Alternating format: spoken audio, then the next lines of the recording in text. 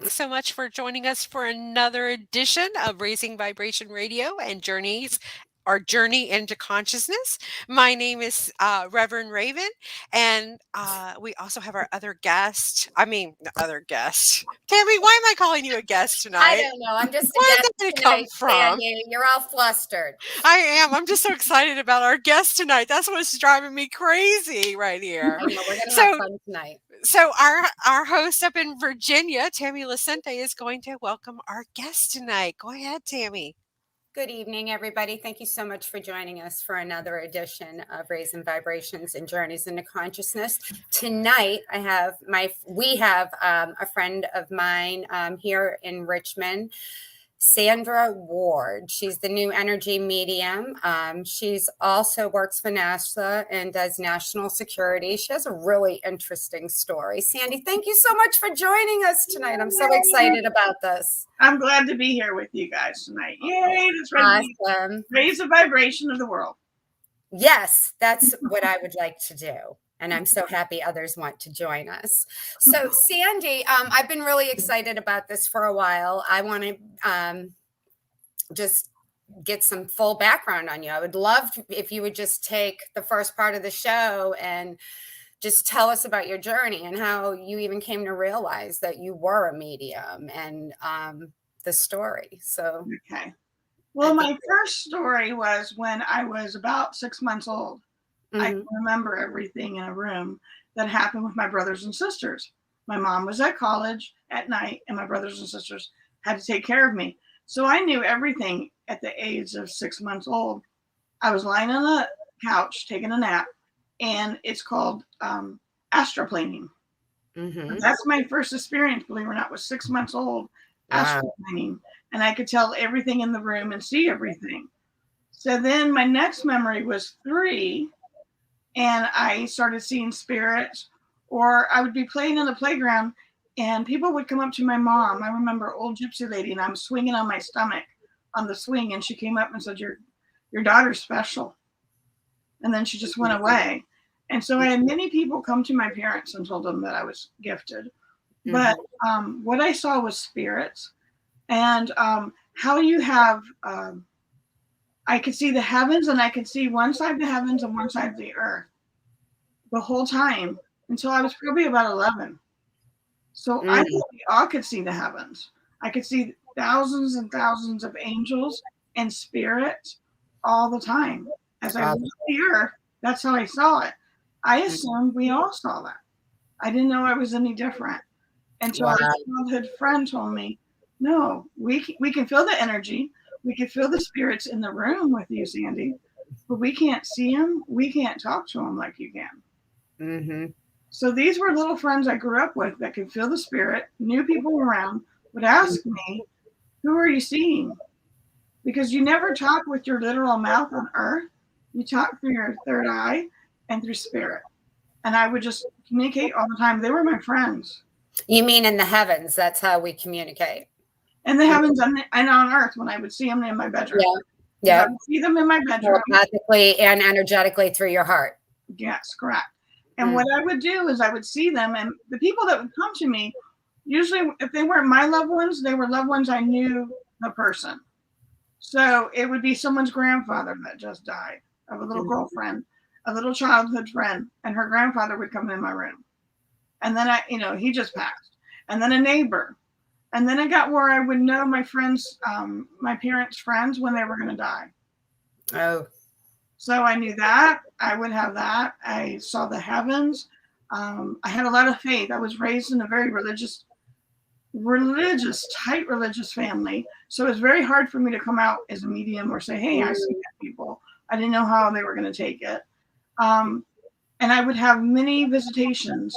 If you think of the movie Ghost, and you think of Whoopi Goldberg and how spirits would come, and that's how I would get spirits coming to me, and I would have to find out who they belong to. So I would say to the spirit, even as a child, I would say, okay, if I didn't recognize you and you weren't a spirit that I knew, who did you belong to and what message you wanted me to give to them? So that was an interesting growing up kind of thing that I would say, go tell them this message. And that was interesting to try to say, hey, by the way, your grandfather, your aunt, your friend came to me while I was sleeping and told me this message. And that's how it started as a child. And you started delivering those messages when you were a child? Yes. Like around the age 11? You were starting to do that? To verbalize stuff better, I was able to tell them. One happened when I was 12 from a man from church. We were actually in Pocahontas State Park, believe it or not. And I was at a youth camp for girls. And it was like a fun camp and for church. And we were camping and I felt something odd in like a dark presence in a bush. And I said, let's say a prayer. So all these little girls and I said a prayer. And all of a sudden I see this white light in our tent. This is in Pocahontas State Park. And we see this, they see the white light, but I actually see the person. It's a man that looked after my family when my father was out to sea in the church, and he died of cancer. And he came and he said, you guys are going to be okay. I'll take care of you. And all my little friends said they could feel the strong presence of spirit. They didn't know who I was talking to. And then they felt safe to go to sleep and go. That was one of the things. And I was about 12 when that happened, and they all witnessed it. So I have witnesses too to my stuff too. And then another time happened when I was about 15, 16, and I was working in a department store. And in Virginia, we had this family store called Belk and Leggett's. And I was working in a department store, and a big lady came up and hugged me and said, you came in my prayers last night. I was working in the lingerie department, and a lady came and charged into me and hugged me and said, the spirit told me that I would find you today. And give me a hug and said, I just needed to hug you. Oh, needed to be in your presence. Goosebumps. Yeah, that was amazing. That happened my entire life. And so I would get that, or people would touch my hands to heal them. Oh. So I didn't know I had a healing modalities either. And I haven't really got into that because it kind of scares me on the responsibility of that. So I used to have people come and touch my hands as a child. One time, I remember this. I was 9 or 10 in the state of Hawaii, and I was working at the base chapel, and it was rare for girls to light candles, like altar people. And so we were at the base chapel, and I was doing the altar, lighting the candles. Well, we were a non-denominational kind of congregation, it was more like a Methodist. And after the Catholic Mass would come in after us. So there was a famous cardinal that was cardinal from New York. He became a cardinal. He was a chaplain for the Navy, and went to my parents and said, he touched my hands. And he went to my parents and said, your daughter's gifted. She can see all and make miracles happen. So I have little stories along the line. So what was your parents' response? They weren't supportive. They weren't very supportive. They were very abusive over it, actually. They weren't very. It caused a lot of rift in my own family. It caused isolation with my family. It was really heavy. And what they did is, but that made me stronger in my gift. It made me believe in myself. I know what I get, and I believe in my gift. And no one can ever take that power away from me. And then I didn't come out till about 6 years ago as a practicing professional medium. And it was many different things that would happen. So another time it happened was I was working for Estee Lauder in cosmetics for over 20 years. And I would have clients in my chair. And one time I was doing a makeover at MacArthur Mall in Norfolk. And a lady walked in with her baby, and they have a children's hospital down the street. And the nurses told her to take the baby and go to the mall and walk around, get out of the hospital. And I'm doing a makeover, and thank goodness it was a regular client of mine. So I'm doing her makeover, and I said, can I stop? And I could see this lady walk down the aisle, and where Estee Lauder was right by the escalator in the center of the store. So I see her come through with a baby, and Spirit says, go ask the lady if you can pick up the baby. So I'm in my Estee Lauder uniform, and I pick this baby up, and I said, can I hold your baby? And she's got all the cords on her, and I'm rubbing the baby's back, and it showed me where the baby had a kink in its lower and smaller intestine that the x-rays and the dyes couldn't find because the baby couldn't keep food down. So I told her to go back and tell the doctors where it was. Oh. And I gave heat and healed the baby in the back and, to see it. So that I had stuff in other things. I wasn't in a practicing medium kind of way. And then, I had beautiful things. I've had 9/11 victims come to me. I had USS Cole bombing victim come to me 2 days after the bombing. Oh, really? And I was throwing trash out at the dock, and I kept on feeling someone watching me. And I know there's cameras, so there's security cameras there. But I was like, I turned around and I go, "Who are you? Show yourself." The poor young man showed himself as a burn victim, and I said, "No, go back and put your dress whites on, and come back to Miss Sandy and tell me what you need to tell me." And he told me the message that he wanted, how his son, he wasn't married to his son's mother, how he wanted his son raised, how he wanted his funeral, how he wanted his money dispersed, everything. Well, that exact time, his family was gathering at his aunt's house a couple of miles away from where I was, and they were having a prayer circle about these same answers. And so the next day, his cousin worked at Estee Lauder. That's amazing. And I had to tell him all that he needed to know, and I got her to call her parent, her mom, her family, and they got me on speakerphone, and I told them everything. Oh, that's awesome. So I've had this journey of people coming in my life, and since a child, and I was supposed to cross paths with them to give them answers. Oh. So that I've been doing that since I was a child, but I thought we all had this gift. Until I was 11, my best friend, Gina, told me, "No, honey, we don't see things like you do. We don't do things like you do." I didn't know that. I thought we all did that. Can't you see the heavens like I can?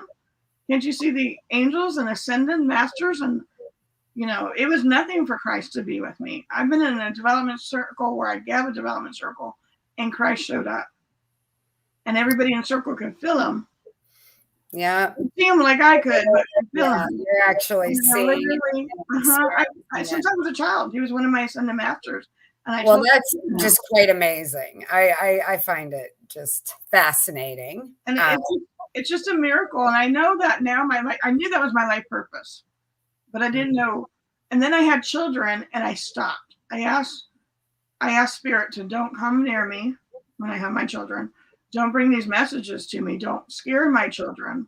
But my second child, I had, every night, an Indian chief would come to my bedside. A beautiful shaman-looking Indian chief every night.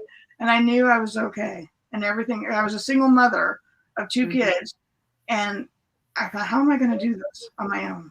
And every night, that Indian, when I was pregnant with my son, would come to my bedside and said, "You have protection. You're protected. We got you." So I've never felt alone with Spirit. I don't fear. I've had many surgeries and many healings happen to me where I taught the doctors miracles. Because there's no way, there's things I should not have been healed from. I was healed from. And I taught the doctors, I taught the patients, love and gratitude. And I've just been blessed to give this. And so I don't know if you have any questions. If you want me to still go on. I'm just sitting here thinking, does it feel miraculous that or do you even think that you chose this life to show up this way and to show and bring light to so many others? Yes, I've known since I was a child. And visions that I was supposed to do this. So I never had fear of death, ever. I've never had fear of my purpose. No matter how much my parents tried to get it out of me, isolate me from my other family, siblings, they isolated me. I'm the youngest of 10. And they isolated me from my brothers and sisters at times because they were scared of what they would do. They were scared of other people finding out about my gift. But they utilized it themselves. So the reason why I only came out 6 years ago professionally, my father passed. My mother passed first, and then my father passed. And the very first reading I ever received I never was 6 years ago. The same day that I heard Spirit tell me that my father was going, 2 weeks later he died, was the first day that I ever received a reading. I never got a reading from anyone. Oh, and I really? went to this lady, and she said, "You will be greater than I will, and you will help many on this earth." Okay, that's a general statement, maybe. Okay. Thank you. I go visit my father, who's in the hospital, and the cancer specialist saying, "We can't find anything. You just need to go maybe in a rehab," because he lived by himself. Go eat, get some food in you and calories. We'll build him back up, and you'll be fine. And Spirit said, "No, he won't make it to his birthday in my year." So all the siblings are celebrating. Oh, he's going to live. He's going to be fine. He's going to put the weight on. And Spirit said, "No, he won't make it until his birthday." His birthday was in December. He died November 21st. Oh. So my father passed. Then 2 weeks later, I'm in my house in Richmond and West End. I'm sitting there and I have a vision. I'm literally in the living room by myself. And I see my vision. And it's skinny self, Sandy. I loved it. And she's swirling and chains, almost like a prisoner, or how the slaves were breaking off. And my body was swirling and the chains were breaking. And I knew that I was supposed to go on my journey of being a medium and help people. It's time. In August of the year before, my dad died in November. In August, I told my dad, my dad said, "Honey, what are you going to do with your life now? You know, you've done your careers, you raised your kids. What do you want to do now? What's your next thing?" And I said, "I want to come out as a medium. It's time. I have healing to do. I need to come out as the medium. I don't know how. I even Googled mentors. I don't know what to do. How do you start? Where do you begin?" Which will bring us into a whole nother story. Yeah. I didn't know anything about crystals. I didn't know anything. I'm like, I don't know about auras. I'm like, what? I only see light, white, and gold. I didn't know aura colors. I didn't know crystals. I didn't know any of this. Every time I go to some, people just crack up. They're like, "We love you," because I just see dead people. I just see dead people. That's all. So we have a few comments or questions in here. First, Catherine from Lee County, Florida says, "Hey, hi." Her name's Catherine Griffin. And then she asked what religious affiliation you were raised.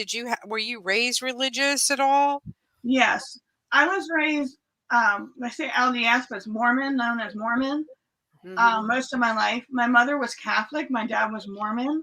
So both religions were brought into my house and how I was raised. So I had a strong faith of Christ, but I never even went by my parents' religion. It was more of my faith and the Son and Master of Christ. So I do believe in Christ. I do call upon him when I need answers, but it's not I don't go to any church right now, to be honest. I just feel like faith. I just have my own faith. I believe in just being kind to one another is religion on the earth that we need. Yes. And then we have a friend of yours that says, "Sandy is a great light unto the world. Love you, Billy." No. Oh, Billy. Hi, Billy. Okay, you want to go to that story? Yes, we want to go there. Let's hear that story. Everybody know how I met Billy? Okay. So this is a good story. Thanks, Billy, for reminding me of this. Yeah. So I was studying. Can you tell us how you met Billy? Yes, this is how the story met. Kind of Billy came in my life. And time out for our viewers and listeners. The Billy we are referring to right now was last week's guest, Billy Mandarino, and it's Sandy's friend. So I just wanted to share that. So my soul brother. Your what? Your soul brother? Her soul sister, and that's what Tammy is. She's my soul sister. Yeah. So there's people have a connection that you don't have to speak for a long time, and then when you get back together, it's like you've never been apart. So there's people that come in my life that way, and I know that they were sent on purpose. I feel just as honored. They say they're honored that I came in their life. It's vice versa. I feel the same. Yeah. So, it works great from the story I left off. So I came out as a medium where I wanted to study. I went to a class in Virginia Beach. This is going to get to Billy's story because it's going to relate to it. So I go down to Virginia Beach to a class. It was wonderful. They even had a Reiki class. I took that. Aren't you guys proud of me? I'm like, Yes. it was so green to everything. These people knew stones, everything. I'm like, oh, great. I have no clue what any of this is. But I took a Reiki class. It was wonderful. Beautiful lady taught it. And then the next day was supposed to be mediumship. But I was getting stuff the same time the lady was getting. So I was like, oh, I can get downloads. And I've had it as a child, even watching television shows. So John Edwards, all of them, and I can get their stuff the same time. Even Teresa, when I go to her shows, I get the live feed the same way. Oh, so really? I'm getting the same stuff they're getting the same time from the heaven. I call it from the heavens. It comes up. I only work in light and love. So then I was Sunday. I was like, I don't think I need to take any more classes from this lady. I'm going to go. I still was at the hotel. I'm going to go back and meditate. And I wrote 17 pages in my journal. Mm-hmm. And I'm not a writer. And I started writing 17 pages, just downloading stuff. Mm-hmm. And my phone started playing. So my phone has this crazy thing, a life of its own. So my phone started playing, and it was all about James Van Praagh. Oh, really? Now, years ago, James was on an Oprah show, and James was giving his testimony. That's kind of what you call what I was just doing prior, my story. Yeah. He was giving his testimony of his childhood, and he was raised Catholic, and how his family dealt with him and his gift. Yeah. So I said, oh, I'm not weird. This is normal. Oh my gosh, there's someone just like me. So I said, someday I'm going to get to know him. Someday I'm going to work on stage with him. This is years prior. And all of a sudden my phone started playing, and my phone has a password. You can't just play, but it started playing.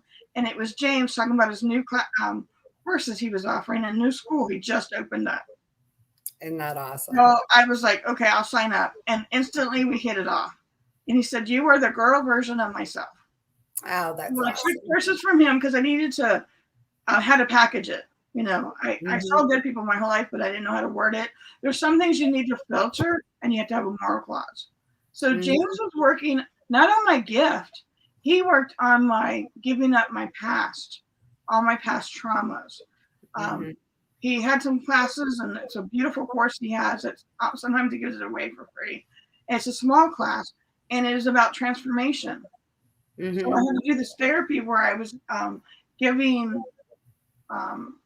writing letters to people that I was sorry or I forgive them for the trauma they caused me. So he worked on my healing me before I could be a good medium. He said, you are a good medium, but I need you to work on your personal stuff before I say, grant you your certificate. So he did that. But when that makes perfect sense today, right? Like, doesn't that make perfect sense to you today? And you're grateful to be good psychic or medium. I believe, this is my personal belief. Some people don't like it. You must work on yourself before you can read for other people. To give a purest reading from the purest sense of soul and spirit, or whatever you like to call it, you must go through a lot of your trauma and let that go before you can. I did. Many years I had to work on myself before I would come out professionally. And he would push me to come out professionally. So one night he says, he's on a radio or a personal call with me, and he says, you need to take your power back, Sandy. Your whole life you listen to other people. Take your power back. So this is James Van Praagh, and I go to sleep. So I get up a phone call because he lives in California. I live in Virginia. It's later. I hang up the phone. So this is how I'm going to meet Billy. I hang up the phone. I go to sleep. My phone starts playing in the morning around 9:45. My phone starts playing. It's Dr. Wayne Dyer giving a lecture. My phone had to be tapped in. There's a password. It just doesn't play. And it's Wayne Dyer giving a lecture. This is after he's passed. Yeah. He's passed already. He's giving a lecture. And so I'm just sitting there. I'm like mortified. I see dead people, but I'm still scared about my phone playing. I'm laying in this bed horrified. I'm not moving. And then all of a sudden, to the left, he appears. Oh, my. His white hat, his white shorts, no shoes, his white linen shirt on. Yep. And his typical voice.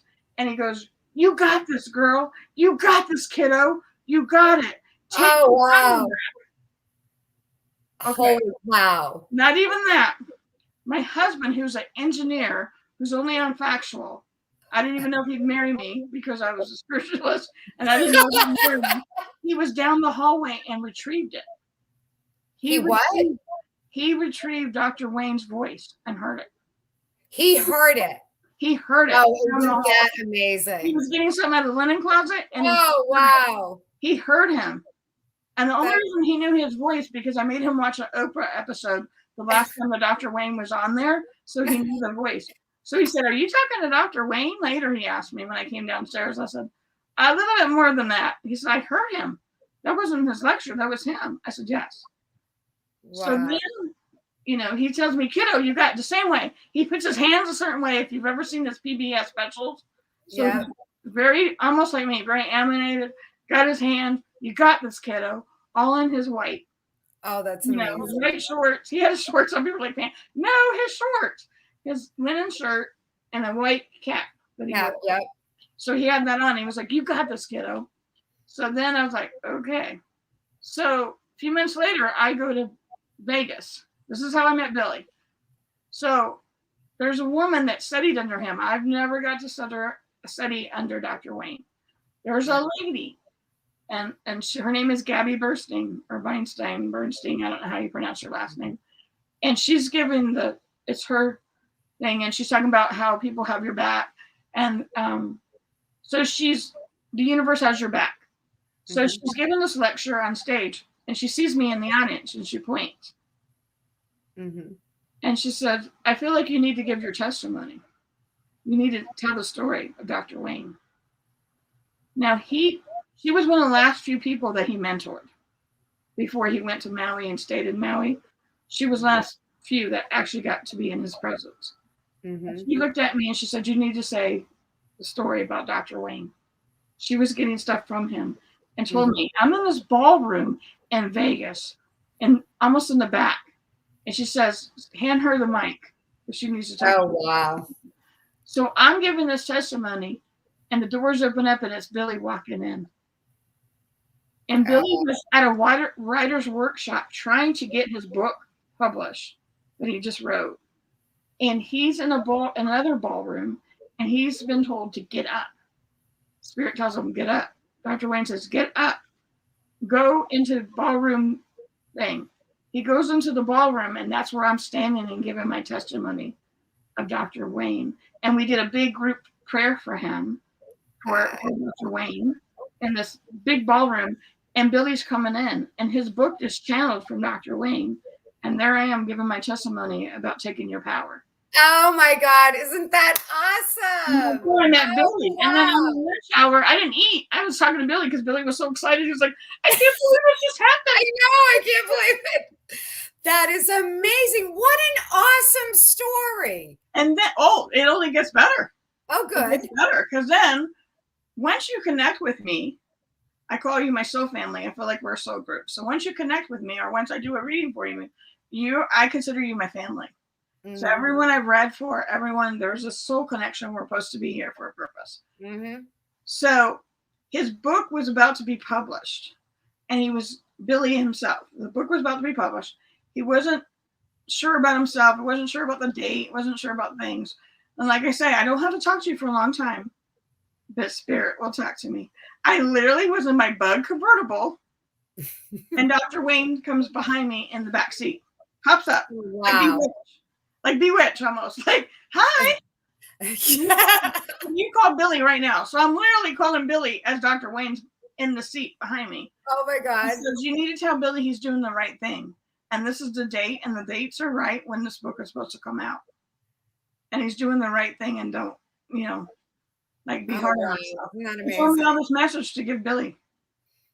And Billy was at home just down on himself at that same moment. So I have many, many things like that happen to me. Isn't that beautiful? Oh, I love it. I do too. I think that is absolutely amazing. And you know what? You're my soul sister too. So welcome to my family. You are welcome here anytime, child. Anytime. Oh my. You just said that. Do you know Spirit calls me little girl? Little girl?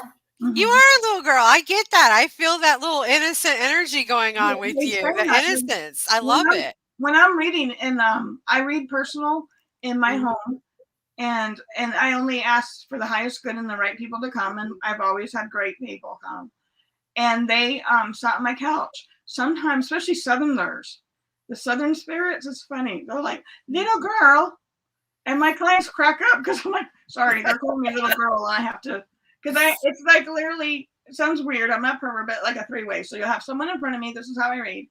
I have someone over here, the spirit, and then myself. So the spirit will tell me that I'm seeing the message, and then it goes to them. Oh. And so that's how it is. I don't always go. I can read the people that they come who they want read, but there's a lot of other people come. Lunch companions, lunch girls, lunch lady girls that would come together and eat lunch, and they'll come. I'll get dogs, cats, horses, racehorses. I get everyone and anything. And I'll even like scratch my back sometimes. One lady, she was about to go and the reading was closing up. And I started scratching my back and she said, "What are you doing?" I go, "I don't know." I went to my wall and started scratching my back. It was her dog, and that's what he used to do. Oh. So I'll even take the mannerisms of people. Verbiage. So you got into this to help people deal with grief, correct? Correct. That's how I first started. What is the and there was a little story about how that came about as well, right? How that started. Tell us about that a little bit. Okay, this is even funny because the beginning of it's funny how this started. So I give a lecture at Ions, which is a brilliant group around here that Tom started.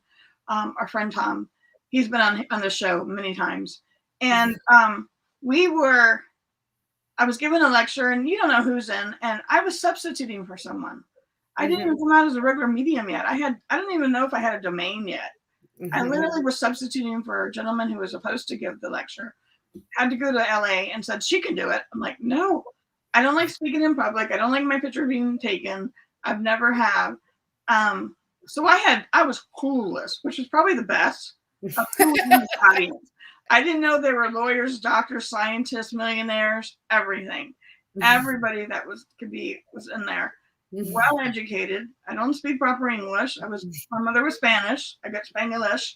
So I was like, I can't believe I'm giving this lecture to these people, and I'm going to read for these people. So I know who was in the audience, and then after they come and talk to you, and I don't have a books, but they still can talk to me. So they were talking to me, and this gentleman hands me his card, and he goes, "I think you can work for me. Maybe we could work together." He's a psychiatrist, a well-known psychiatrist around Richmond area. Okay, whatever. I didn't hear from him. So I was like, okay, he forgot about me. No big deal. Then I get a phone call from a lady who's booked an appointment. And she says, "I want about 10 relatives read in the same day." I said, 10 relatives at my house? And how did you hear about me? She goes, "There's a flyer in my doctor's office." That's my Ions first one that I did at Ions, the first lecture, took that info, made a flyer, was handing out to his grief patients. Oh wow, that is hilarious. So that's interesting. Okay, then, but not even that. They were Greek. So no, not the Greek. Yeah. So I'm not kidding you. I had a Greek family, probably 18 of them, and I read for 10 of them, but 18 showed up, and their friends at my house for 8 hours. My poor husband, I thought he was going to be like, never again, never. This is my first grief, people, that I had to say. Oh, bless your heart. They took over my whole house. But that just goes to prove, like, to me, that just speaks volumes as to how much spirit was giving you accolades. Like, hello, here you go. This is what you're supposed to be doing. Oh, yes. I mean, and full force. We had food, we had the spread out, we had everything. I was just reading for 8 hours in a certain part of my house. And these people took the whole circle because I live in a cul-de-sac. Their cars were just loaded.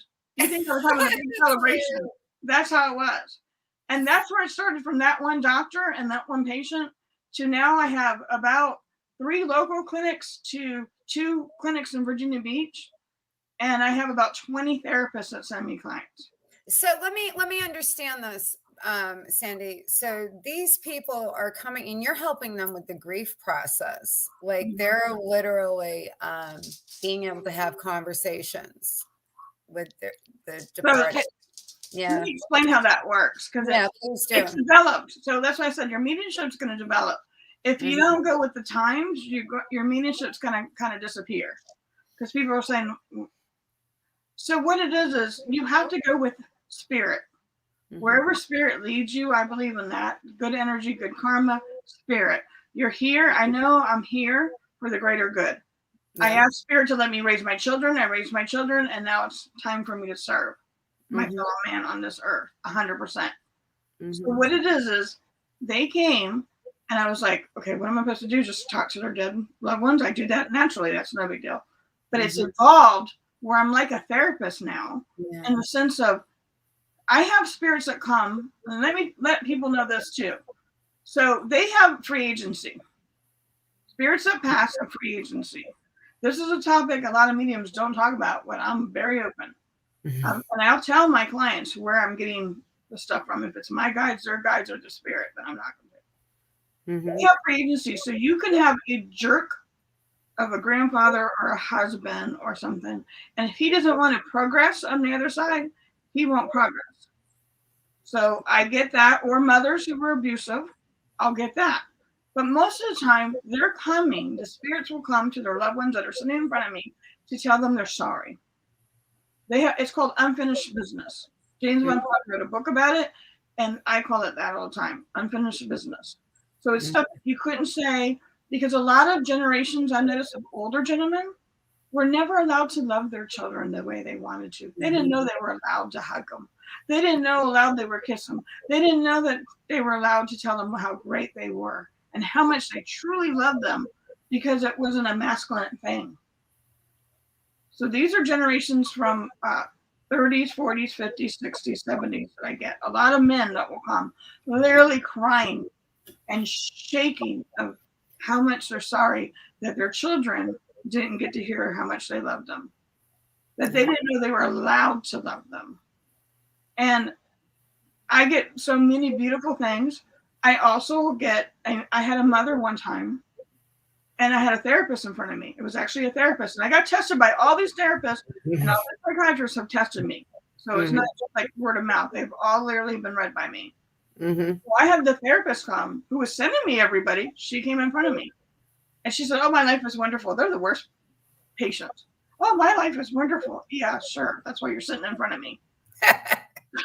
So her mother appears.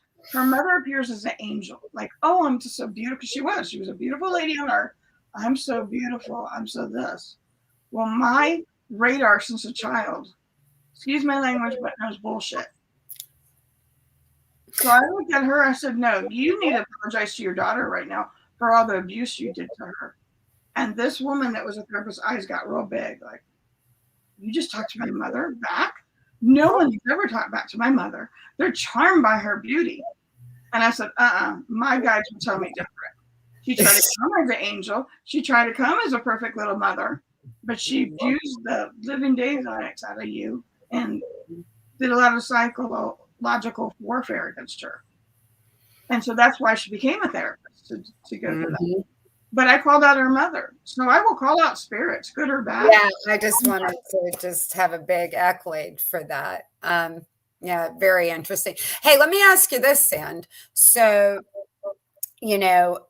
things of this nature are becoming a little more mainstream, right? If you were to look over time, I'm not saying we're massively mainstream or anything like that, but I've had a very interesting 12 months, and lineage healing has been a predominant thing going on. And in listening to you,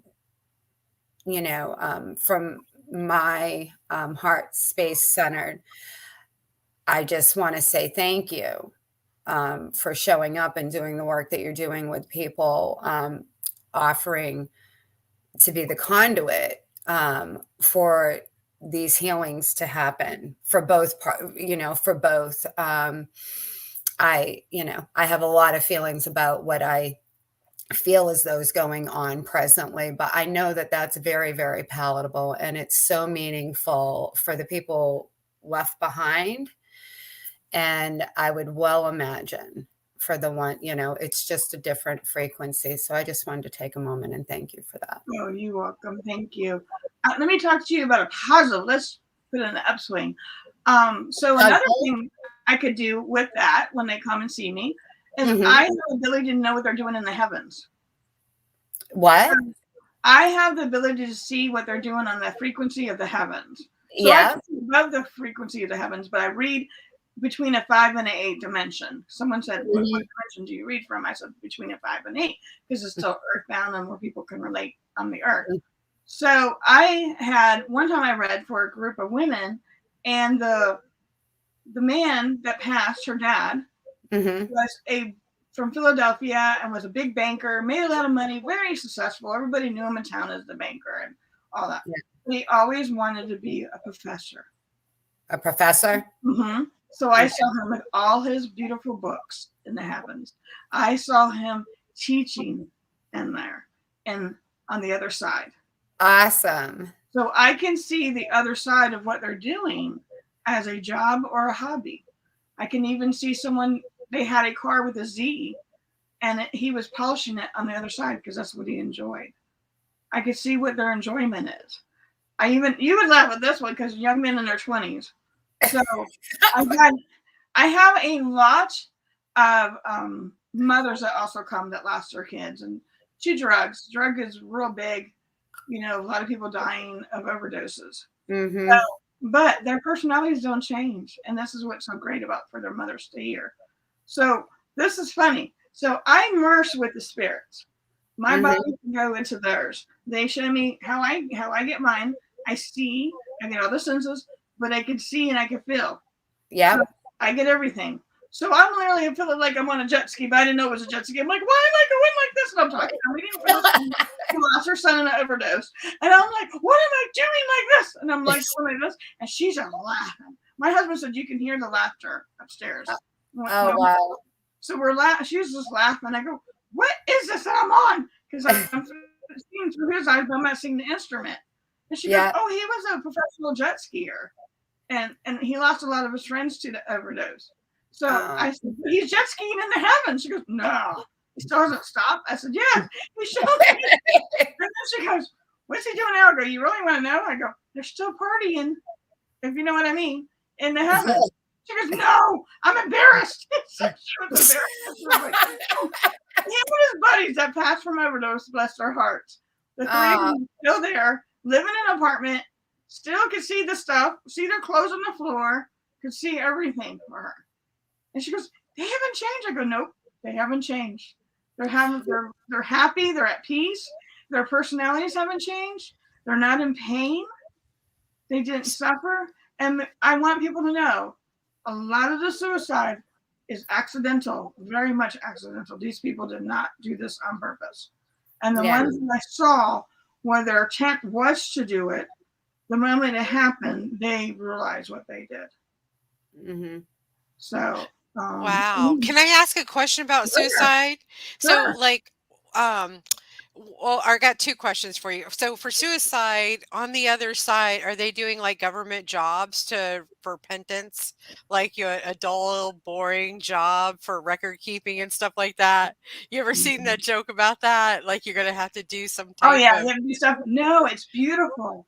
It's beautiful. I was doing a reading in Florida where I was on stage, and it was in Pensacola. I was on stage and giving a reading, and I could feel the heavens, and I wanted a whole audience, and they told me they could feel it. I was trying to send that energy back out to them because I wanted them to feel the heavens that I felt as a child, that I could feel the heavens.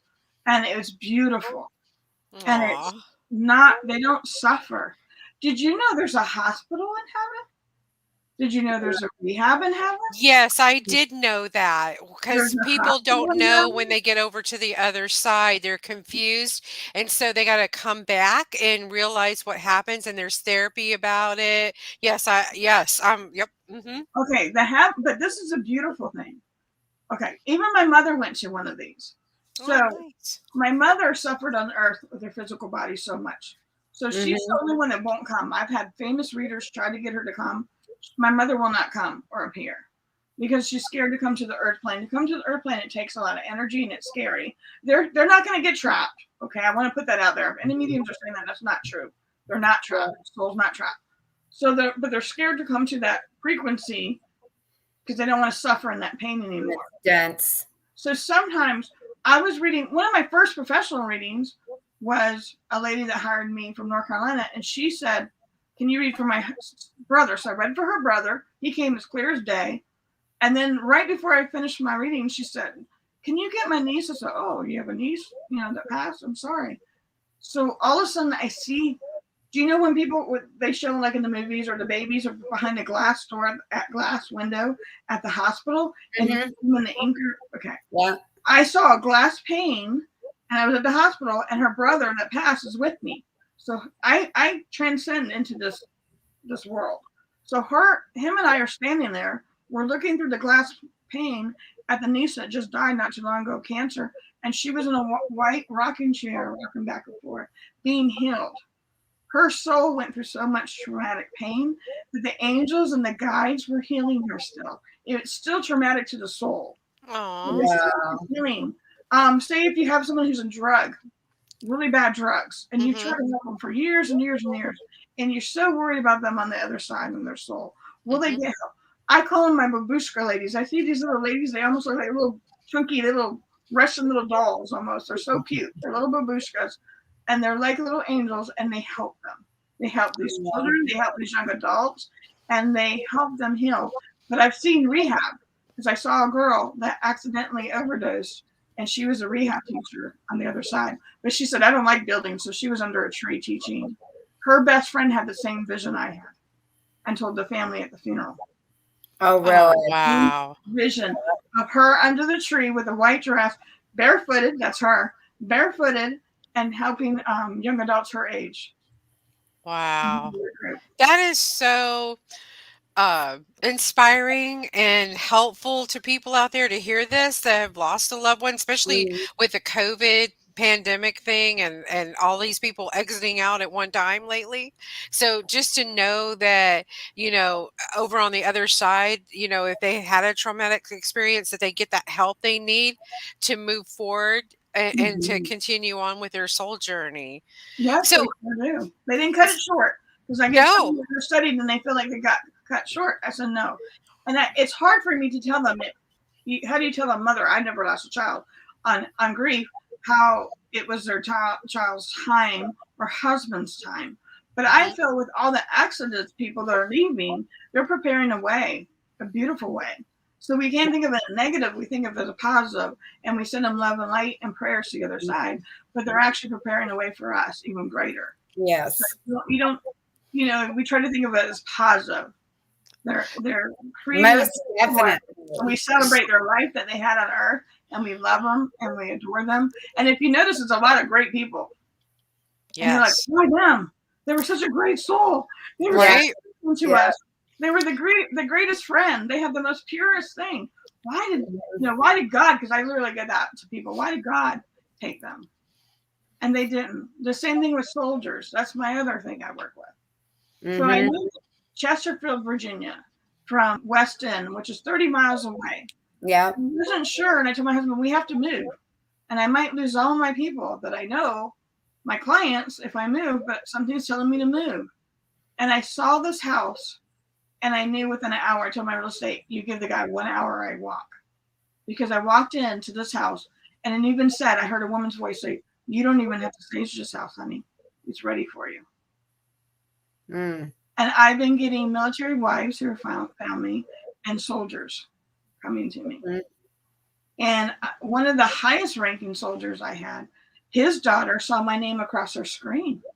What do you mean? In the morning. Okay. This is the story of Sandy. So I don't advertise. So if people are trying to find me or see, I don't do live feed. I don't advertise. It's all word of mouth. I have bookings.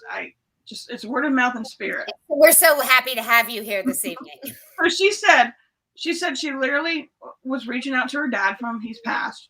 Daddy, please send me someone. I need something from mom.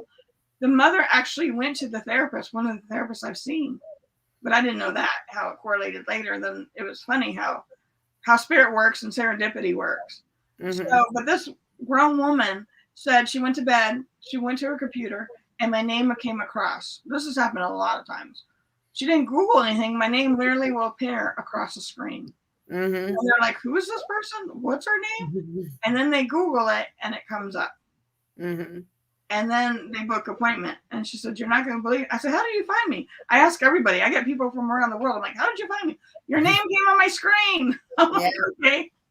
So spirit will do that and just sends people my way. Look, spirit just did that to you. Look on your screen. That's what it. I just work for the higher and greater good. And I do have a small fee on my hourly thing, but that is for my tax man. That's not for me. It's enough to keep my books going, my website going, and enough to pay the tax man. I will never go higher in that price, no matter who I work for and how much money I work for. And that's how I am. So I had another question when we were talking about spirit on the other side, our relatives. So we shouldn't really depend on them for financial advice if they were horrible over here on this side, right? No, they're still learning. They're still learning. No. They're still learning. Believe me, I've tried that too. I tried that thing. It didn't work. And then there was also a moral clause. Because someone said, if you're psychic and medium and you're so good, can't you call the numbers? With the lottery and other things. And why can't you know that? Why don't you know about your own life? Things are going to happen.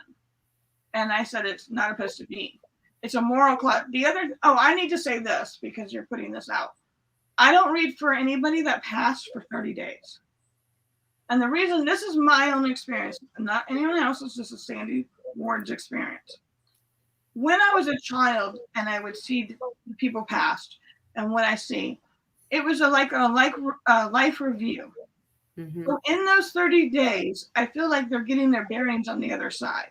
Okay, we get falsely of the movie. Oh, they go to the other side. It's like, oh, it is. And mostly elderly who suffered. It is like, and babies. Oh, but the in-between ages of people who pass still have lessons to learn, to grow. And so it's a moral clause. I don't read for anyone for 30 days. Unless someone's missing. I've taken missing cases, kidnapping cases. But I will not read for the average client who comes and just lost a loved one. One, the person's in so much heavy grief, they're not going to get the message.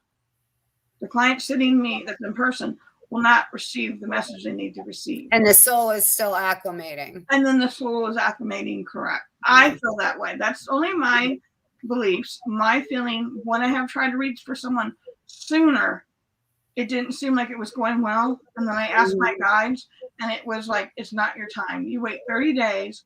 And then the other thing is, I won't read for anyone within 3 months apart. Because I'm not your guru. I'm not a saint. I'm just Sandy Ward. I'm just. You don't want somebody depending on you for all of their. That's. I really want to commend that. That's because I will not read. Really they try, and they know now. My regulars know. No, I will not take that. I'll give you your money back. I'll switch it to another day, but no. And I feel even with spirit, they will give me dates. So now there's sometimes where the client will, you pick a date. I don't know why. I'll pick a birthday, and I didn't know it was that loved one's birthday. Their birthday, I didn't know that. Anniversary, I didn't know that. So I'll let spirit sometimes when my regulars will go, and you pick the date, Sandy. And then I pick a date and give it back to them. And they're like, oh my goodness, that date meant something. I said, okay. That was spirit. That wasn't me. I'm just a messenger. That's all. That's amazing. So do you mind so you also have another rather interesting job that you can't talk a lot about, but you work for NASA. So how long? I work for different organizations within the country. So I do a national security, and you can go, I'm an Archer, and you can go to that site. I'm there. So I have an email address there, Archer Tactical. And what it is I first got hired there. I got recruited. So people like, oh, can you go and look for these jobs? Not really, because you want it to be true. they recruited me. And how they recruited me is they watched me over time. And they asked me first to read resumes. So I first hired was to read resumes. And when they would go for interviews to go read with these gentlemen or people, they would ask these questions I would ask them to ask. What happened at 8 years old? Can you imagine going to a job interview and someone saying, what happened to you at 8 years old? Yeah, when something happened too, especially, right? Well, then I say, if that person orders this drink, don't hire them because they have an alcoholic problem. And they're like that kind of stuff, or they're having marriage problems. Because their decisions are life for our own country or other countries. I also work for other. They have to have their head completely present. Clear. So my thing and my other thing is to bring these soldiers back. So we have different divisions. So actually, even soldiers that are asked to protect someone, I will tell them where to go, what to do, how to take them out of, it's called extraction, to take them out of a hotel, how to take them somewhere, what to fly them out of, what to bring them in, where they're going to taken out on a boat or a helicopter or a plane. That's what I do. Because my guys are coming back alive. And I say a prayer every time I get an assignment like that. And then I do other things that are beautiful. And I see beautiful miracles. So I don't want people to, I work for a lot of different countries, not just our country. Yeah. I've even worked on a case for the Queen of England. Wow. Really? Oh my God, she's my favorite. She is such a strong bird, man. I love her. I worked on some of their stuff for MI6. So, and that was word of mouth. Somebody went to them and said that they know. And let me just say this too. Every big company has a psychic medium working for them. This is not nothing new. This is not scary. This is not. Every corporation in the world has a team. We call them a team. And I'm going to have a bigger team soon. And what we're here to help the world. I don't want people to live in this negative media stuff. Exactly. There's really beautiful people in DC. There's beautiful people all around the world, and they're fighting for prosperity for our countries. They're fighting for each other for their country. They're helping each other. We're like brothers and sisters. We are as one. Please do not go by the media, because I see people in these different countries every day trying to help their fellow man, trying to help their own families, and nothing evil about it.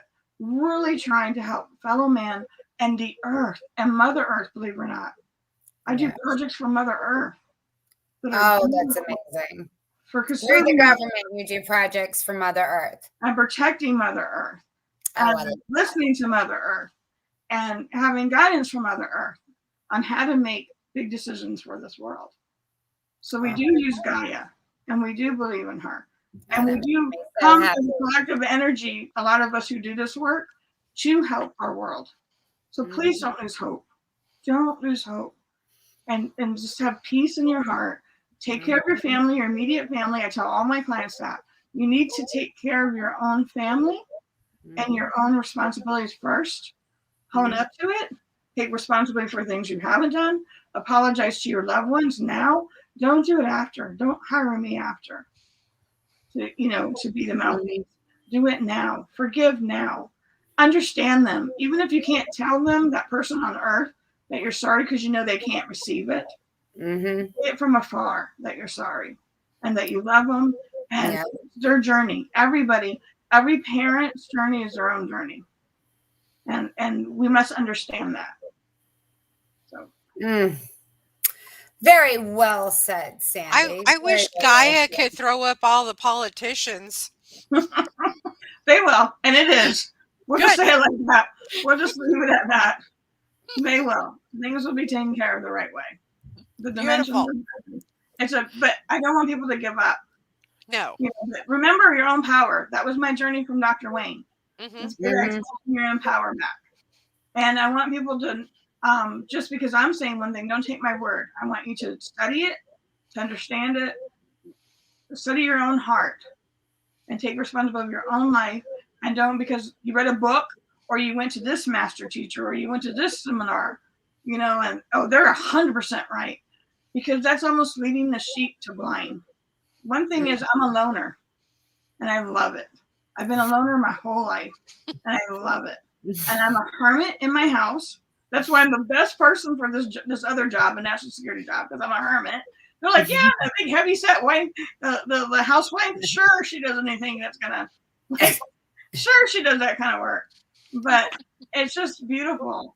But I'm here to help the earth all the way through.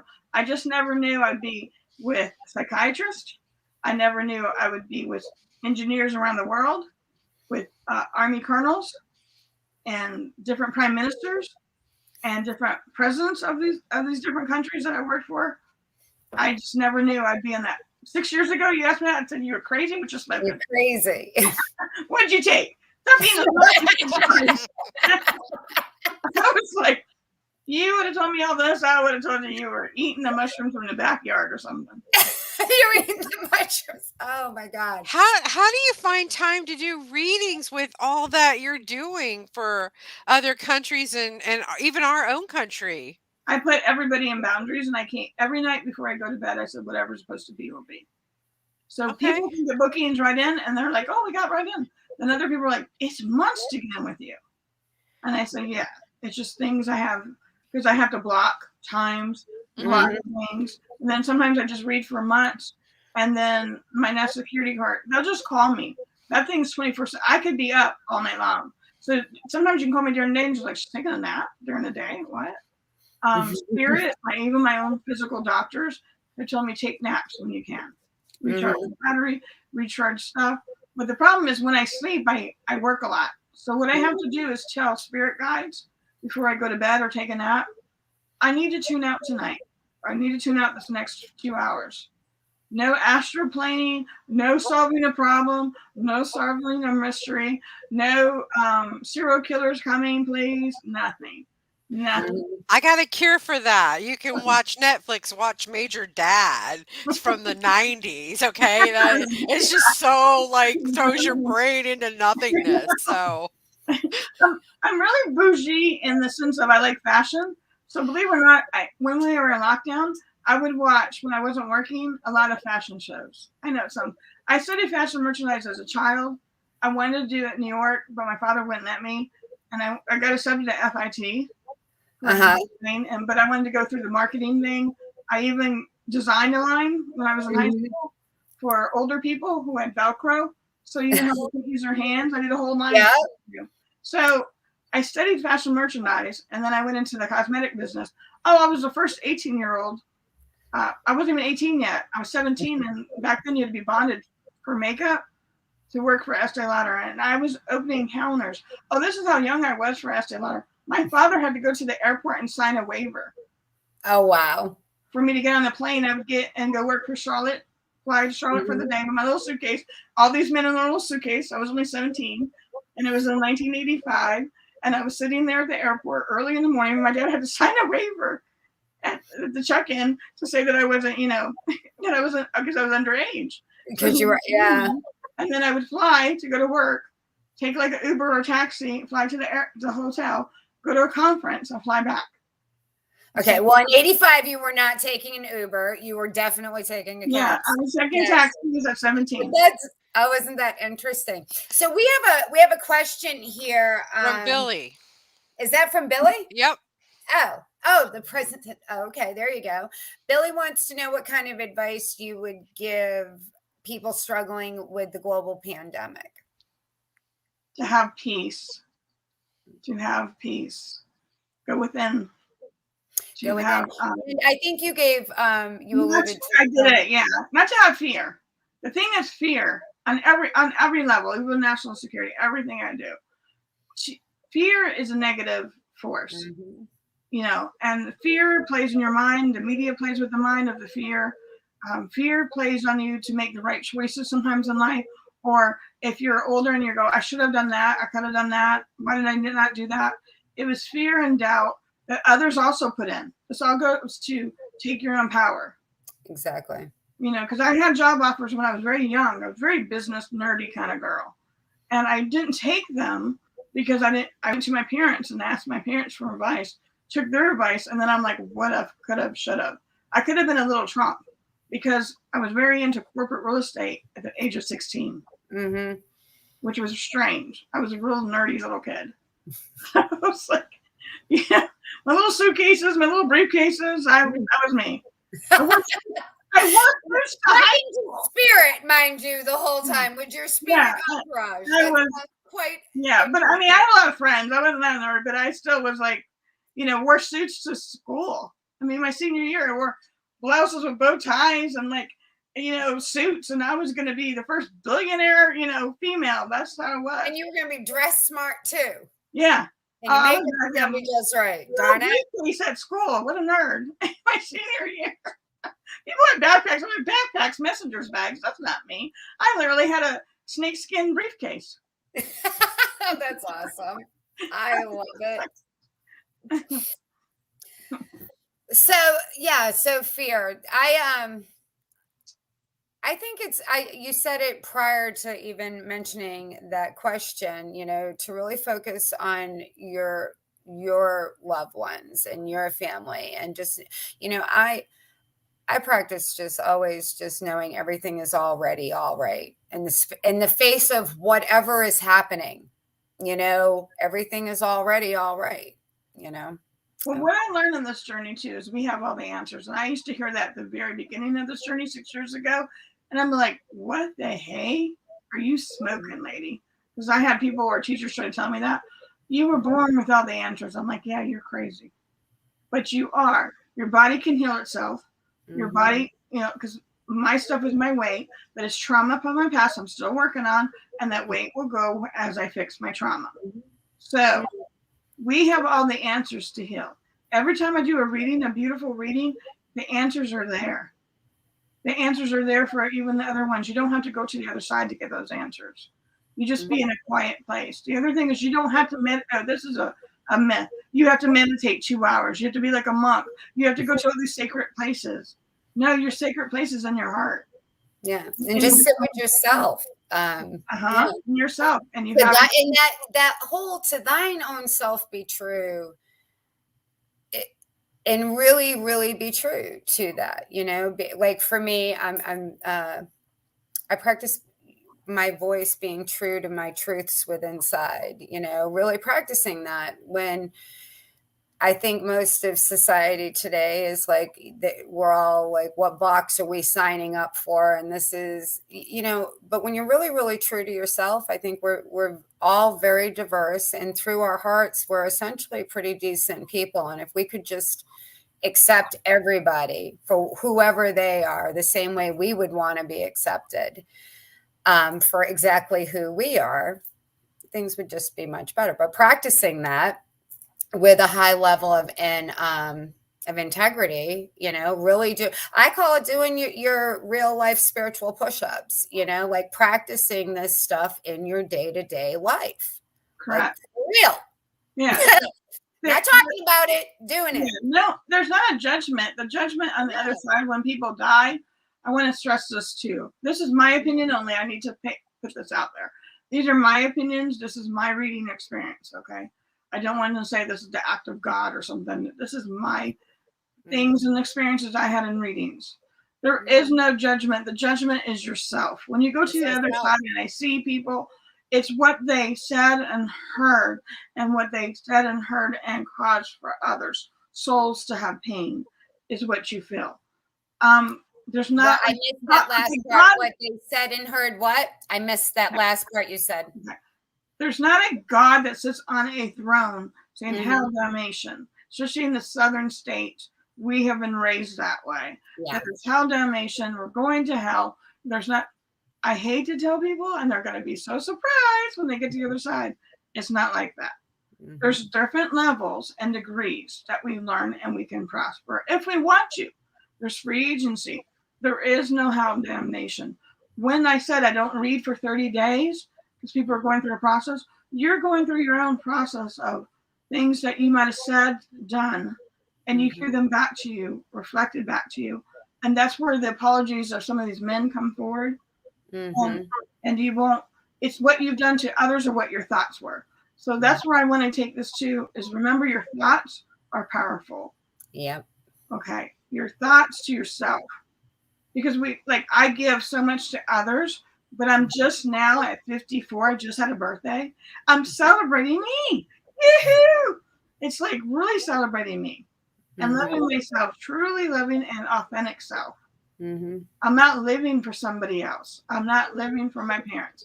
I'm not living for husbands. I'm not living for my children. I'm living for myself and my authentic self. Once you can figure out who your authentic self is, your love and your life will be blessed in so much. Yeah. Blessings will come many ways. And I love how Billy talked about service, because that's the base that him and I come from, is serving. We love, and I love serving people and helping people. Oh, yay. Love it. Love And it. you're Love only it. 9 years old, because if you add 5 and 4, that's 9. See, You're only 9. You're a little girl. That's the little girl those spirits call me. It's the funniest thing, because they'll go, little girl. And then it'll slip out and when I'm in the reading, and they're like, what little girl? I'm like, me. They're calling me little girl. I have a really great question for you, I think. What would you say to anyone in our audience has been the biggest freeing result, if you will, of you coming out 6 years ago? What has that done for your life? Oh, wow. That's a good question. Yeah. I've been given that question before in Hay House, before they asked me this question. What it has done is a ripple effect. So it just didn't change my life. I thought it was just changing my life personally. It changed my husband's life. It changed how my husband receives things. He's an engineer, and how his life has changed, how my children's lives have changed, how my children's lives have been blessed, how at peace they are, how the house has come at peace, and the peace that we live in. Because when we serve, it's not just me giving a reading. This whole house has to go on lockdown in the sense of it has to be quiet. I take a nap beforehand. I don't eat. I literally fast before every reading. I fasted before I even did a show. I only have water, and I literally fast and pray that the highest and the most purpose message comes through. And it rippled effect everyone's life, my friend's lives, my best friend's life, her mother's life. Just for my act of changing and pivoting my life and living in my authentic life, I've been an example to others.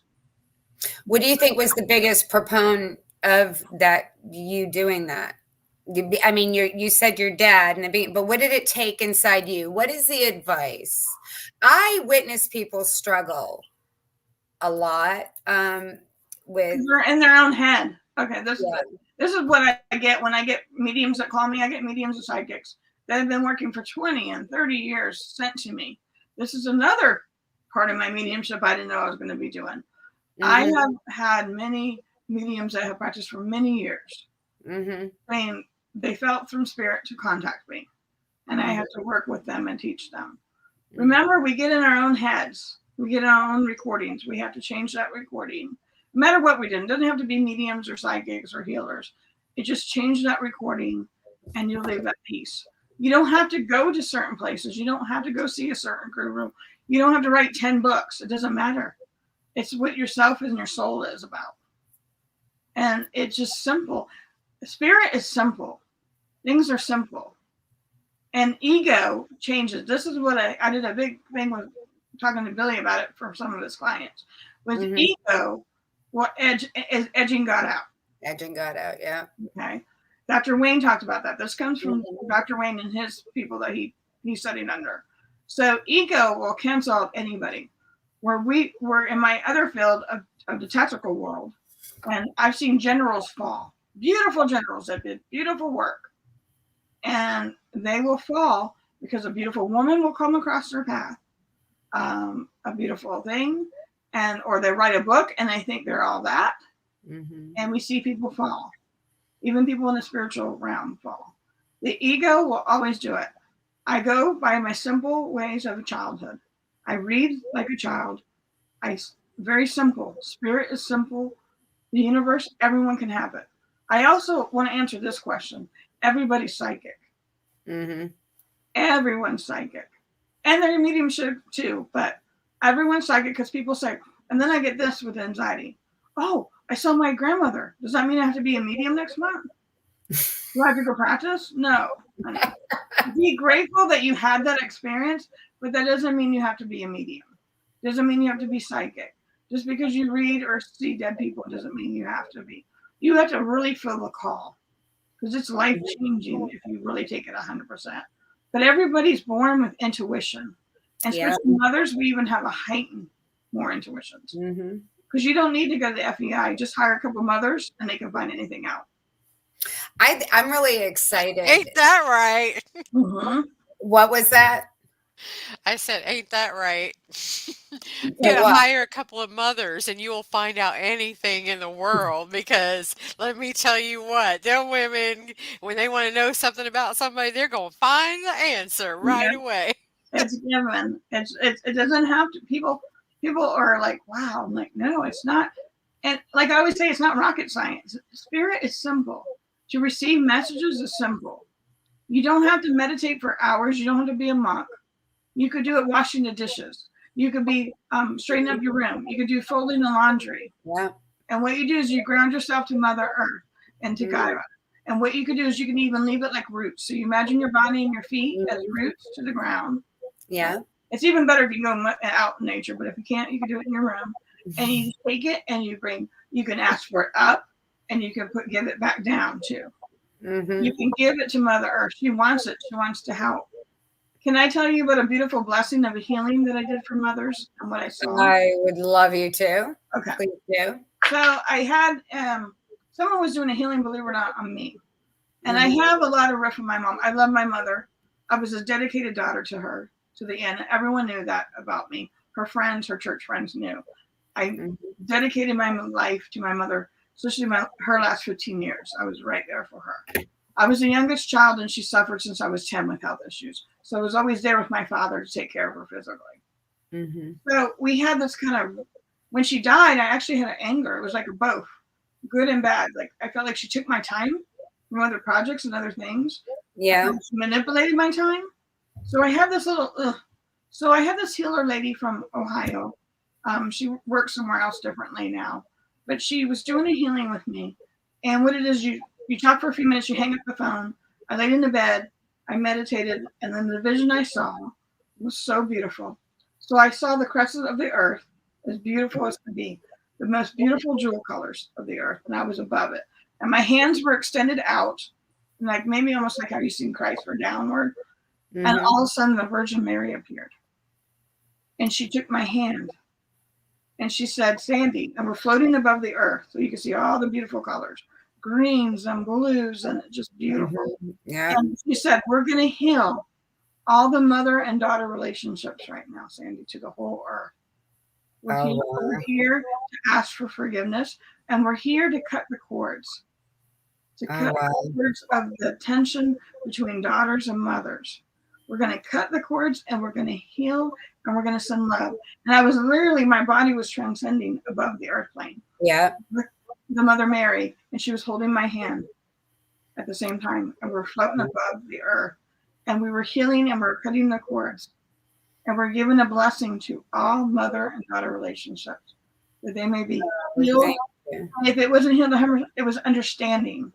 My whole thing in a lot of my lectures I give is about understanding one another. It doesn't mean you always have to forgive the act, sexual act, if it was a murder or it was stuff. But for you to go on, your own soul to go on, you must have somewhat understanding of that person.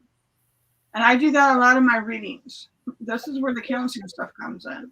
I explain to people that are in my chair in person why that person did that, maybe.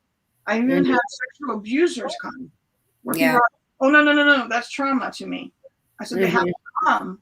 And then I say, do you want to know what happened to them? Yeah. And they're like, well, maybe. And then I tell them what happened to their abusers.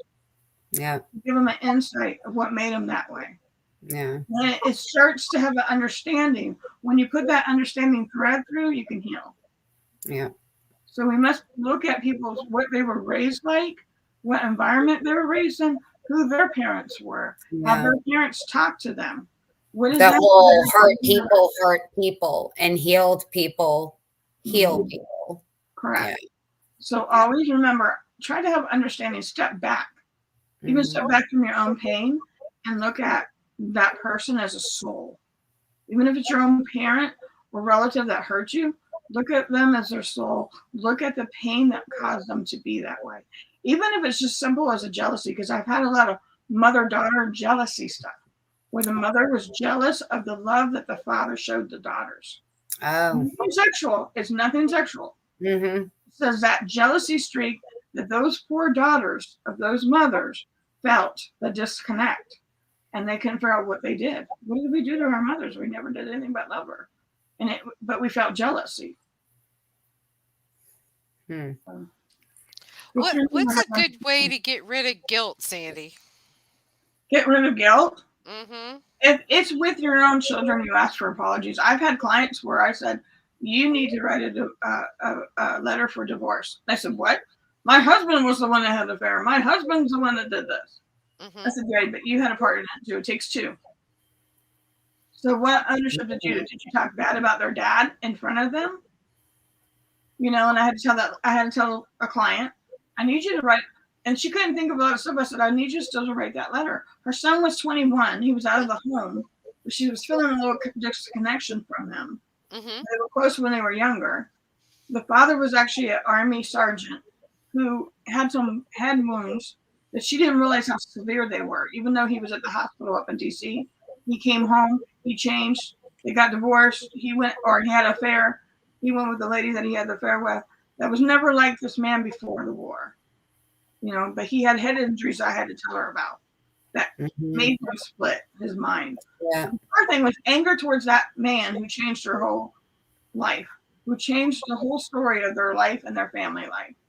And her son still was carrying a little bit of stuff towards her, and she didn't realize it. She thought that all the anger was going to the father. No, her stuff was how she handled things at times.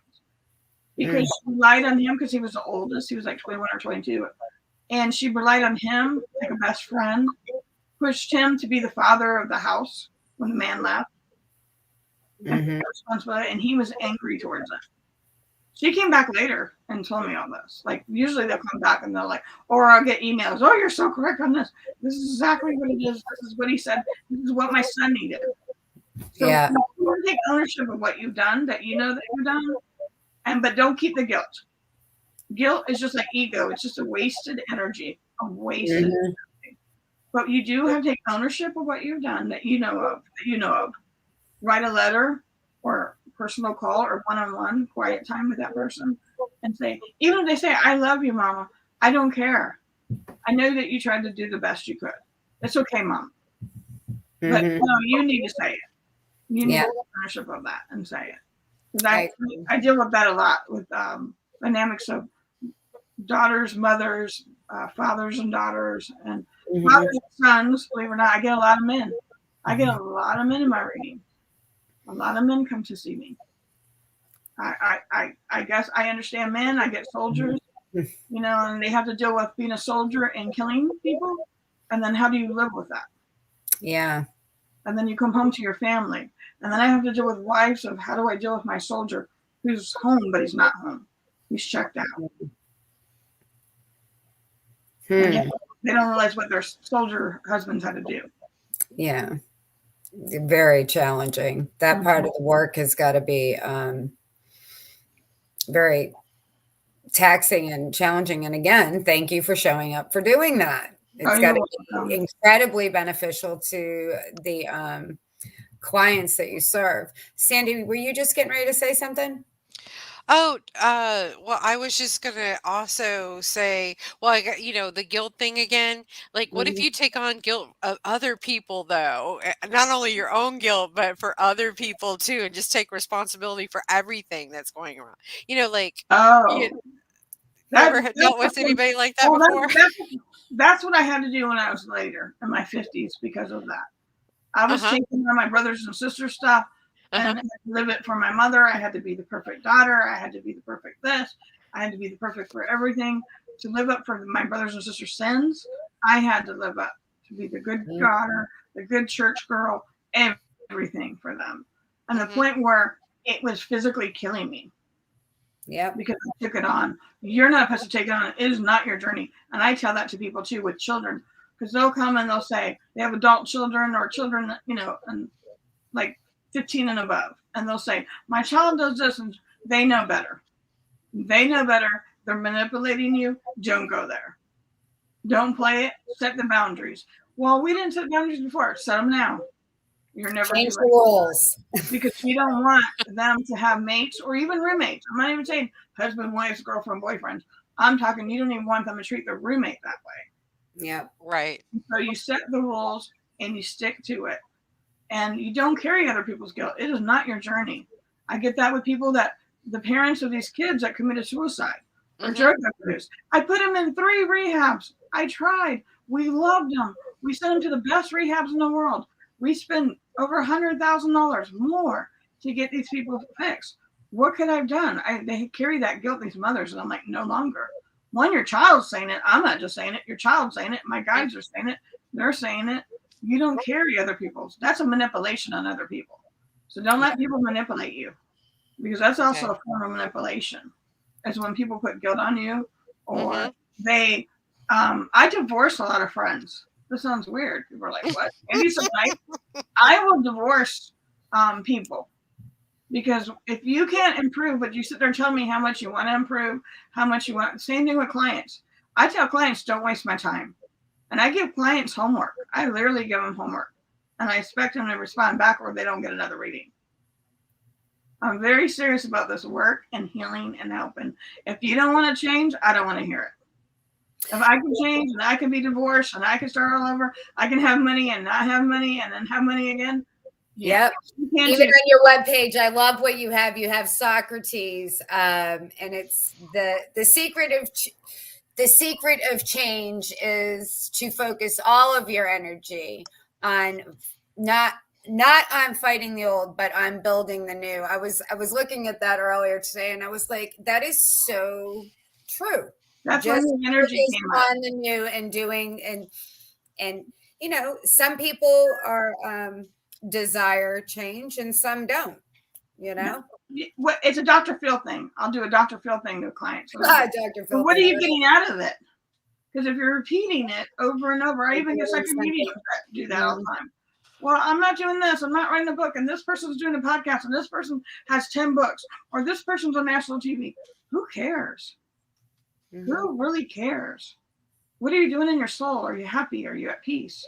Why are you comparing yourself to other people? Why are you carrying guilt? Guilt is a wasted energy in the sense. Guilt is a reminder, yes, but not to carrying other people's guilt. That's a manipulation. Don't let people manipulate you. That's regret and remorse just rob you of your now moment.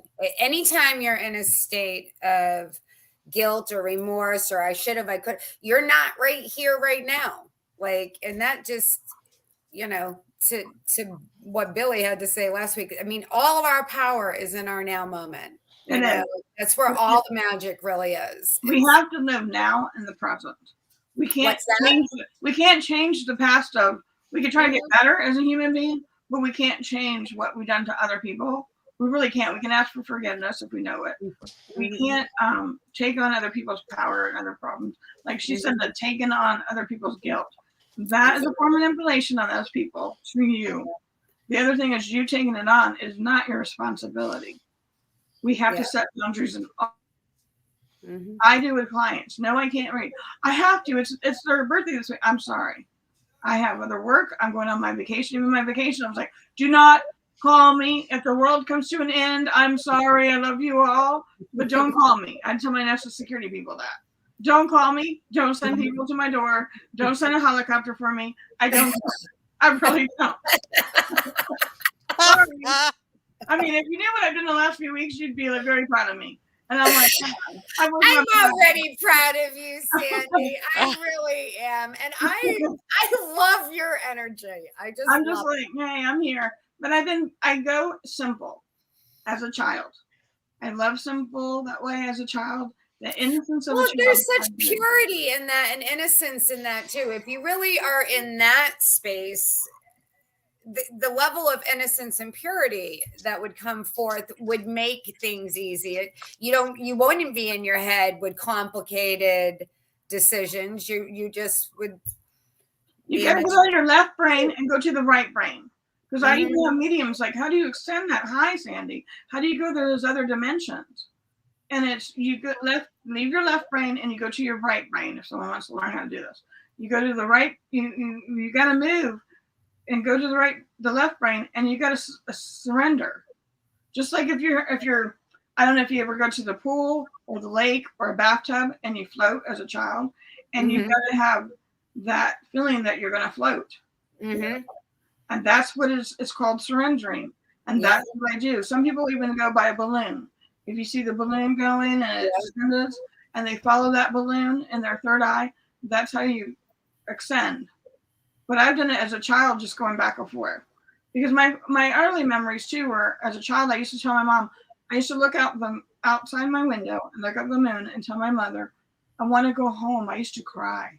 I mean, all the way, probably until about 16, that I cried every night in my life and looked out the window and said, I don't belong here.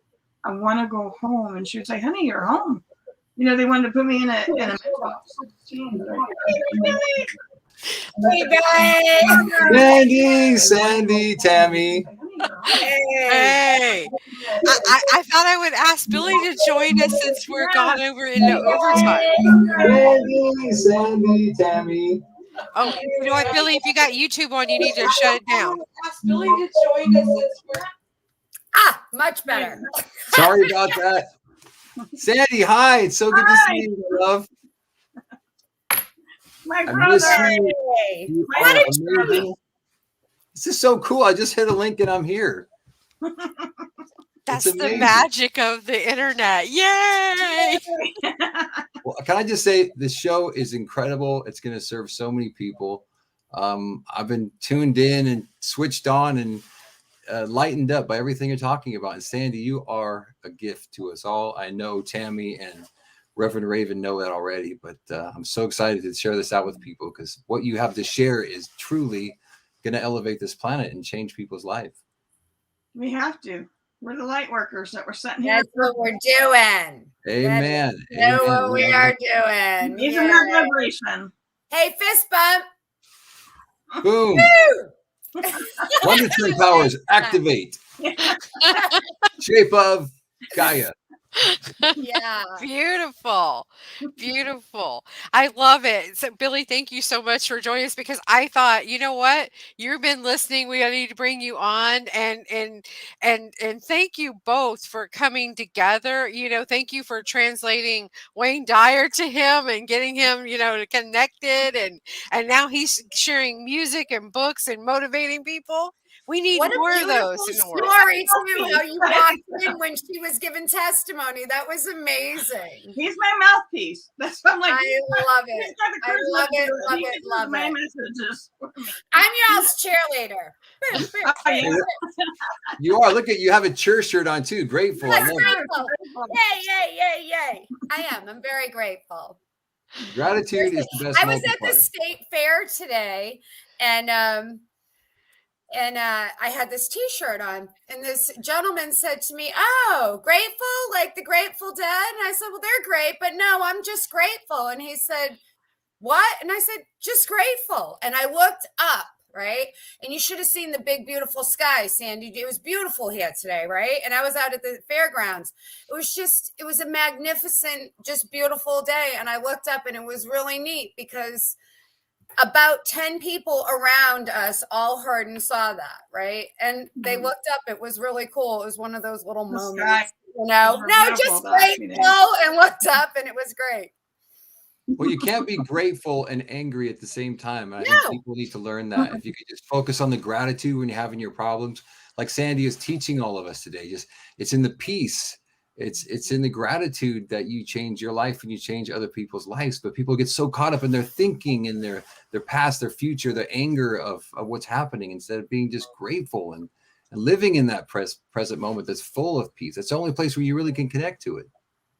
Exactly. Yeah, and you know what, Billy? I want to thank you because you encouraged your young girl here to come on to the show because she's never done a vlog before. You know, Oh this my is her gosh. first one. She's Okay. a virgin. No, I got another one. Sandy I've done is a radio. legend. I've done Hayhouse. I've done Hayhouse Oh. several times, but I've only done radio where you hear my voice. I've never done where my picture's shown. But the people I'm working with that are healing me nationally, that I work on a team that's really beautiful people around the world, told me now to celebrate, Sandy. Go celebrate your birthday. Do it in the most bougie way that you can do it. Go celebrate, and we want to see you on camera. No, me. You are beautiful. You are beautiful. You're beautiful. That's Beautiful, beautiful, everybody needs to know beautiful. that about Yes. themselves, about I you. would love to have another show with all four of us. Just literally focus. What? Yeah, are you sure? No, we will. No, I really would, Yeah, and literally have the entire show be dedicated to bringing more attention to elevating the entire planet. You know, I remember when it seemed weird to me a couple of years ago when I would tell people that, you know, when I heard myself just starting to talk out loud because I had gone out and ventured out into the spiritual community. Up until then, I hadn't, but I would share with people that, you know, I just pray and send heart energy to all of the planet and all of humanity, and I meant that.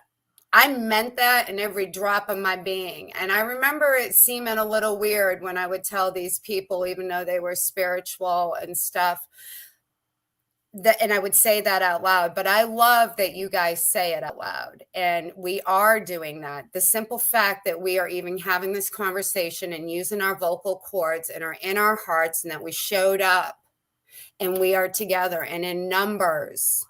The vibration of this show, or oscillation, whatever you want to call it, it is going out. It is a continuum.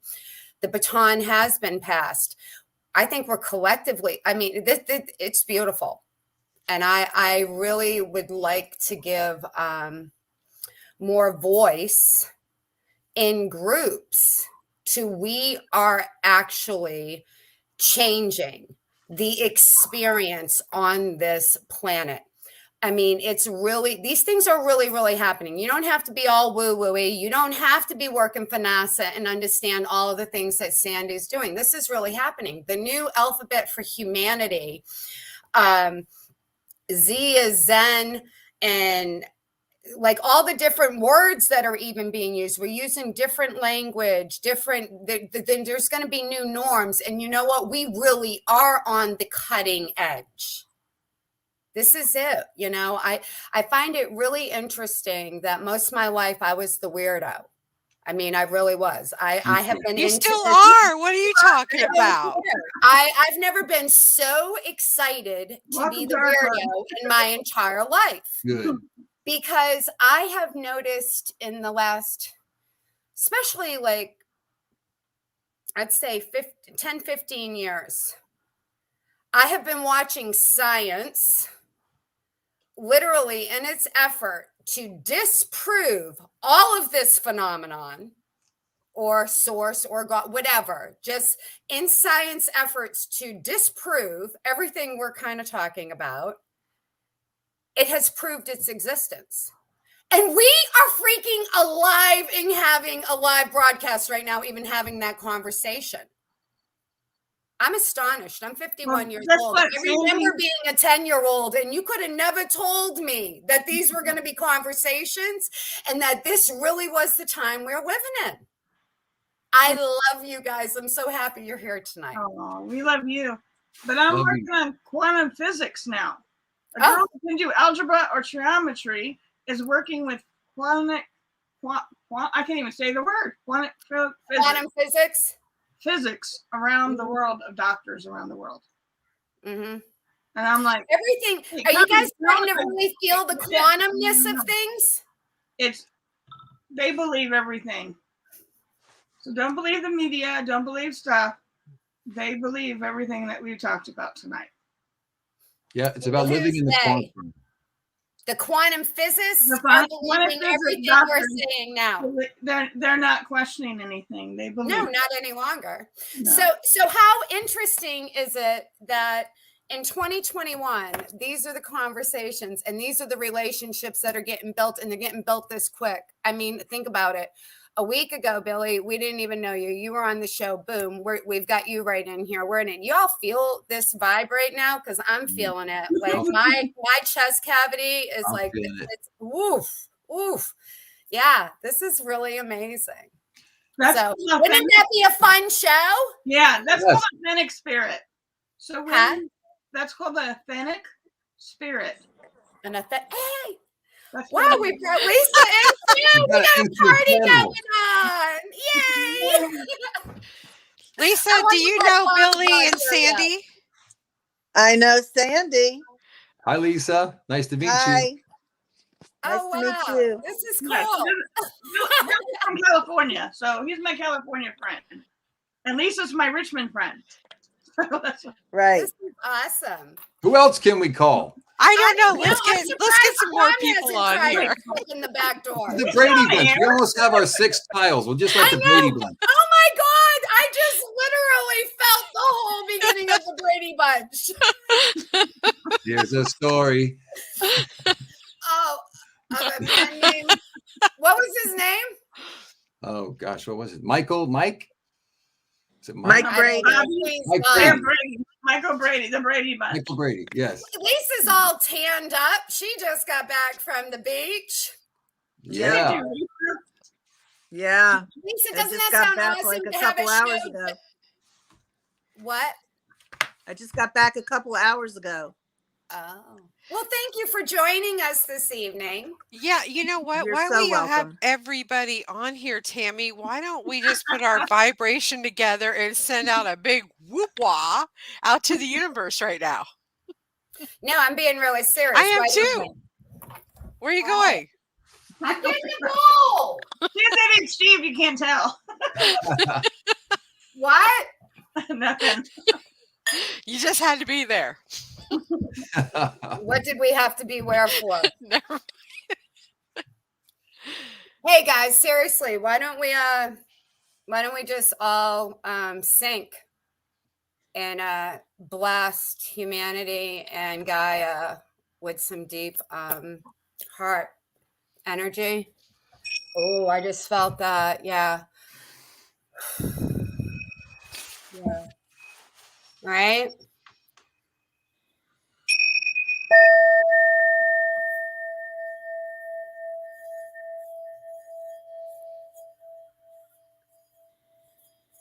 Not working.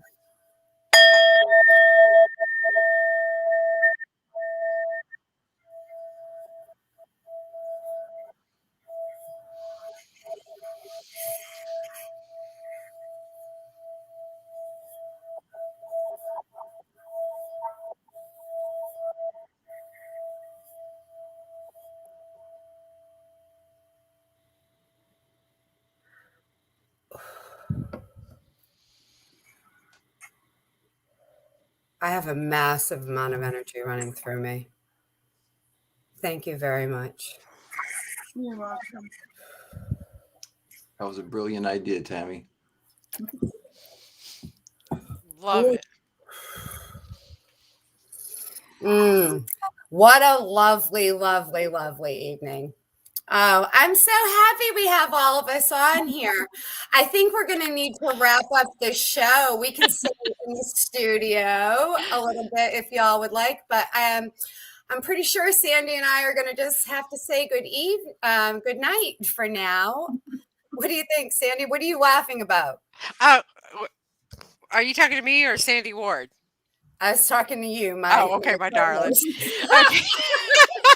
There's a lot of Sandy's. There's a lot of Sandys hanging out here There's a lot of lately all of a Sandys going sudden. on. So I just want to tell everybody that was listening into the show tonight, thank you guys so much for joining us. We did go into overtime. We usually end the show at 9:30, but I couldn't help myself by bringing in a couple of other beautiful guests that we've had on the past shows. And be sure to check out their websites as well as ours, and be sure to like our YouTube channel and our Facebook page. Okay. And with that, Tammy, thank you so much for all the lovely energy you just put out to the universe. And Sandy, thank you for being such a beautiful guest on the show tonight. And Lisa and Billy, thanks for playing in with the game tonight. Yes, thank you so much, Sandy. Sorry to draft in your show, but we're so excited. I love it.